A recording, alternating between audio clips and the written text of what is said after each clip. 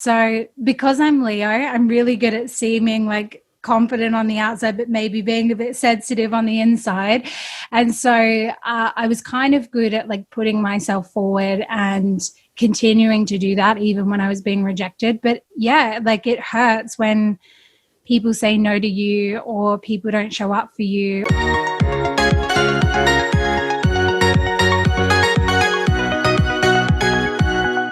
Amy, thank you so much for joining me on the podcast. Thank you for having me. I'm so excited.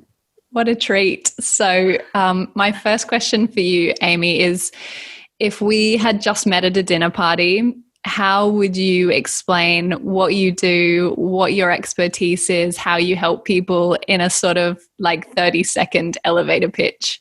All right, here we go. So I help people to transform and heal. I am a voice for self-love, spiritual awakening, and feminine empowerment. And I love to help people to take their rock bottom and their transition and to transmute it into something beautiful, something powerful, and to really make big, radical, expansive changes in their life. Incredible. So juicy, so good. So that for our listeners who are, maybe thinking about building an expert brand or moving into the coaching or expert space, that they can see where you were before in your career, because I know that this wasn't always your planned route. So can you share a little bit more with us just for context about what you thought you'd be doing at this point in your life and where your career was initially taking you in life? Yeah. Oh my God. I love to remind and share people of my backstory because, different people have come along into my audience at different points in time. And so if you're just kind of meeting me now, you just see me and I'm Leo and I'm fabulous and I've got Virgo rising and I kind of look like I've got everything together. But actually in the past, I was on a totally different wavelength, a totally different reality. And I love to share this so that people can see, like, no matter where you are, you can do whatever the hell you want at any point in time, anytime you want. So in the past, I was really mentally struggling. I was diagnosed with PTSD at 23, been undiagnosed since I was about 11 or 12 years old, and just in very destructive patterns, but keeping it together on the surface level. So I had this glamorous career in fashion. I would party all weekend and then work all week in the fashion industry and have all the fabulous clothes, but I was really empty inside and I was really self-destructive and I was having panic attacks and I was, using a lot of drugs and alcohol and smoking a lot. And I had really destructive patterns in terms of my relationships as well. And so when I kind of had my mental health collapse, my crumbling, it prompted me to start looking at transforming how I was treating my body and my mental health. And then eventually the piece that sort of came through was that I needed to also have a career change because I'd done all of this evaluation and reflection on my values and my behaviors and aligning those two and being congruent in who I said I was, who I wanted to be, and what I was actually doing.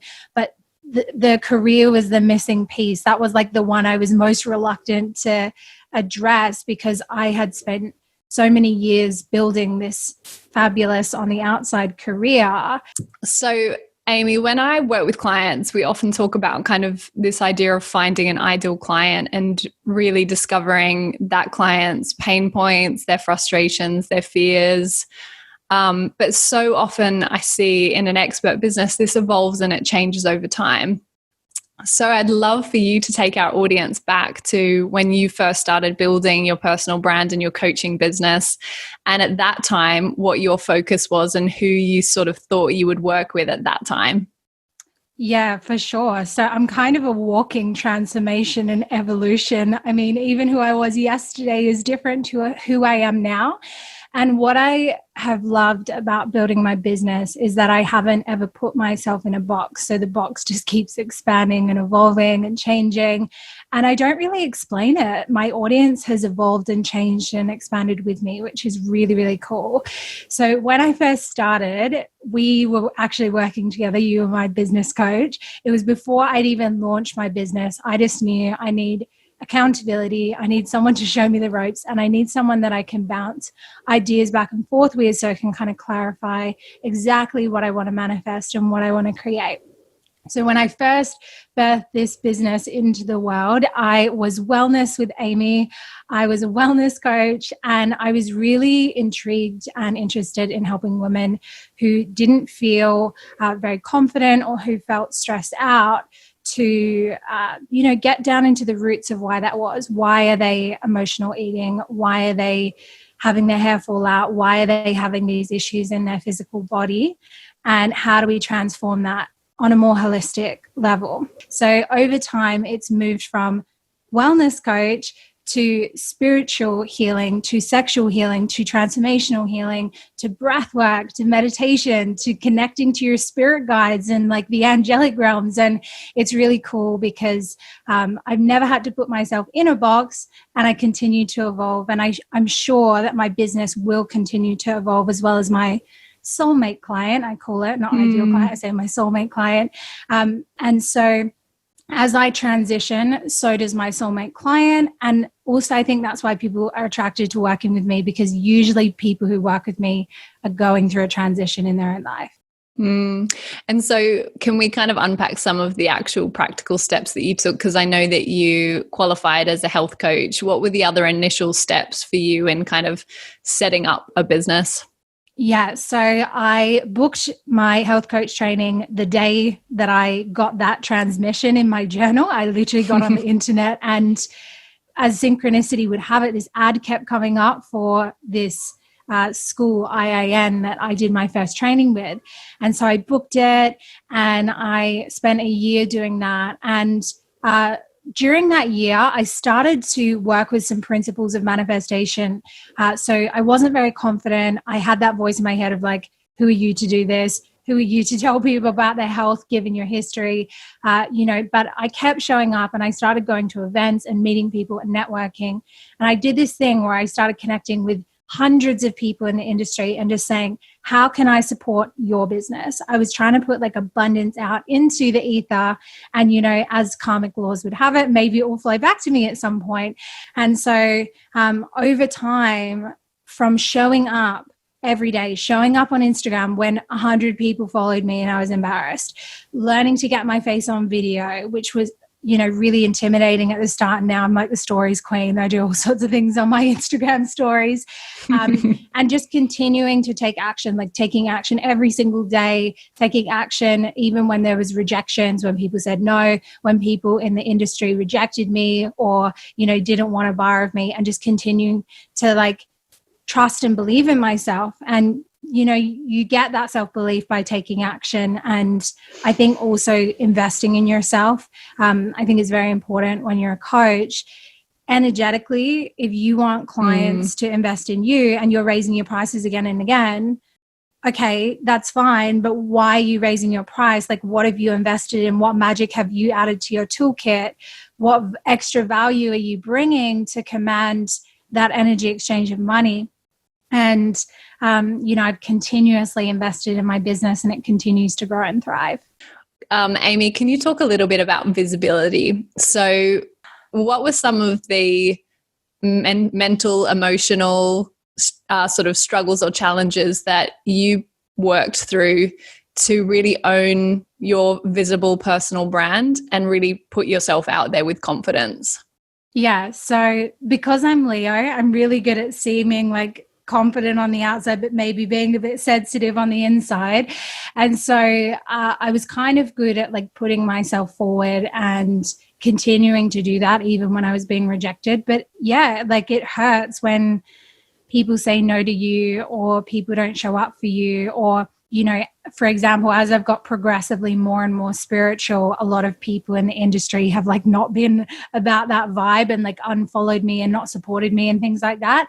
But I think through experiencing that over and over again, it really does make you resilient. And now I just don't even really notice if someone is rejecting me so much. I'm just kind of like, oh, well, if you're not picking up what I'm putting down, then that's great, because there's space for someone who will. But that's been a learned experience, because when you're first starting and you're first expressing yourself, and also you're doing something that actually matters to you, not just a 9 to 5 that you don't really care about, but something that matters to you. And also you are the face of the brand and you get rejected or people aren't engaging with you, that feels like a personal failure or a personal attack sometimes. I totally get that. And so there are a lot of days where I'd be quite down on myself and crying. And Tristan, my husband, was saying to me yesterday, he was like, it feels like a million years ago when you were first starting your business, and you're so different now and you're so confident. And so I think one of the things that really enabled me to build that resiliency, that confidence, and that sense of self-worth, first of all, having supportive people around you. So I've had a lot of coaches or a lot of healers and mentors around me. I've built a community of people who are very like-minded. I'm not really friends with anyone anymore who's, who are into drama or into like any of that like woman bitchiness and gossip and stuff. All of my friends are just super supportive. A lot of them are entrepreneurs, and we're into the same thing. So we understand each other's experience, and we're just there to be like in support, which is really nice, because the last thing you need is drama in your life when you're trying to build a business and you're supporting lots of clients and you're supporting their drama as well, and helping them work through that. Amy, when you talk about some of the pieces of your business, so you have a very successful podcast, you are really using social media to engage your audience, and those tools really obviously work to generate audience, to generate community, to build trust, to build that kind of trust factor with your audience. Can you talk about which of those tools have really worked well for you, that you've enjoyed using, that you've focused on and committed to, and why you think they work so well for your business?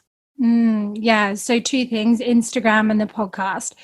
A lot of people talk shit about Instagram and social media, but I love Instagram. My business wouldn't be what it is without Instagram. It is basically built off the back of Instagram. I didn't even have an email list for like the first year and a half of my business. Nothing. It was all Instagram. And all the clients were coming through that, and they were obviously coming through to my website, but I've never really done, up until very recently, anything to do with SEO or anything like that. It has come through Instagram. So I think for me, the benefit that I had having this fashion and creative background is I know how to brand things. I am good at marketing myself. I love like aesthetics. I love how things look. I love designing things. So it's been very easy for me to just do photo shoots and to create content and to create cool little quotes on Instagram that people have resonated with and shared. I also am quite a good writer. So that has helped, to channel posts that resonate with my soulmate clients on Instagram. Then on the other hand, the podcast is amazing for me. So one of the interesting things about me, and what I would recommend any business owner to do, is to find out your human design profile. My human design profile, I am a projector, which means that I shouldn't actually do business in most of the ways that are marketed in the business world, in the marketing world. So there's a lot of chat in the marketing world about how you shoulder tap clients and how you get connected with people. But as a projector, I need to wait for the invitation. I don't initiate. And in the past, when I was hustling and a bit more insecure and I didn't know this, I used to try and reach out to people a lot. And sometimes it would work, but it never kind of felt like really, really good. It felt a lot better if someone would reach out to me and invite me. And so for me, knowing that, the podcast was an amazing step for me. And I actually launched the podcast, I think, before I knew so much about human design. And then I had my reading, and she's like, you having a podcast is perfect, because it allows me as a projector to put my voice out there broadly, but then people can choose if they want to click, if they want to listen, if they want to engage, and then reach out to me. The first question is, what is one thing that you wish you'd known when you first started your business? Lots of people won't like it when you succeed, but just do it anyway. What's one thing that you wish you'd done sooner in your business? Launch the podcast. I think I would have launched it a lot sooner. Why do you do what you do? Because I love women, I love human beings, and I want everyone to be empowered and awake and full of self-love. What's the best part of your job? All of it. Oh, I love all of it. I love helping people to transform. I love those life-changing transformations. It literally lights me up so much. What's the best piece of advice you've ever been given for your business? Feel the fear and do it anyway. It's a great piece of advice. Feel the fear. And also if you're afraid, you're growing, right? So those two pieces. I love that. I love that advice. And I often have to remind clients and myself, when you're in that moment where you're feeling the fear and you need to do it anyway, that it's more than just a piece of advice. You've got to really embody that and be like, oh, I'm in that moment that piece of advice relates to, and I have to now do this thing anyway. It's a really, really good reminder. Yeah, totally. Thank you so much, Amy. The work you do in the world is incredible, so needed, so valuable. And I know that our listeners will have really taken a lot from hearing just how courageous and bold you've been in embracing the challenges and the lessons that we learn in really putting ourselves out there to share a mission and a purpose like this. So thank you for sharing. Thank you for having me. It's been awesome. Always love talking to you. Thank you so much.